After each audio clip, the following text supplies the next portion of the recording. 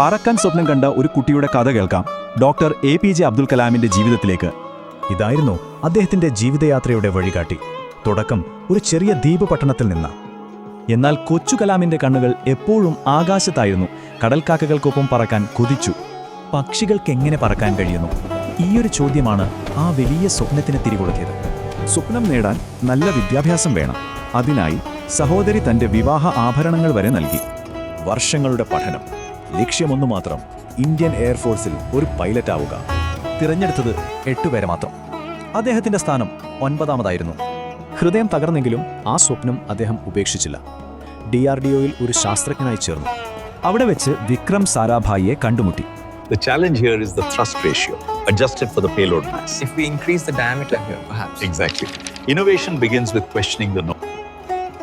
അദ്ദേഹം കലാമിന് ഒരു പുതിയ ദൗത്യം നൽകി: SLV-3 നിർമ്മിക്കുക. 7 വർഷത്തെ കഠിനാധ്വാനം. വിക്ഷേപണ ദിവസം കൺട്രോൾ റൂം മുഴുവൻ ആകാംക്ഷയിലായിരുന്നു. പക്ഷേ ആ ശ്രമം പരാജയപ്പെട്ടു. റോക്കറ്റ് നിയന്ത്രണം വിട്ട് ബംഗാൾ ഉൾക്കടലിൽ തകർന്നു വീണു. എന്നാൽ ചെയർമാൻ സതീഷ് ധവാൻ കലാമിനെ ചേർത്തുപിടിച്ചു. പരാജയത്തിന്റെ ഉത്തരവാദിത്വം സ്വയം ഏറ്റെടുത്തു. ആ പിന്തുണ വലിയൊരു ഊർജമായി.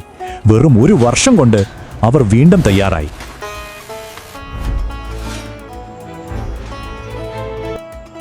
ഇത്തവണ SLV-3 വിജയം കണ്ടു.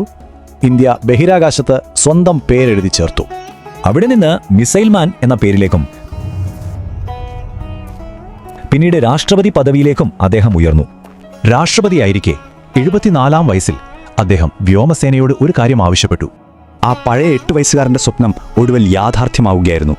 30 മിനിറ്റ് നേരം അദ്ദേഹം ആകാശത്ത് ഒരു രാജാവായി. കൂടെ പറക്കുന്ന പക്ഷികളെ കണ്ട് പുഞ്ചിരിച്ചു. അപ്പോ നിങ്ങളുടെ ഉറക്കം കെടുത്തുന്ന സ്വപ്നമേതാണ്? കാരണം ഒന്നും അസാധ്യമല്ലെന്ന് കലാം തെളിയിച്ചു.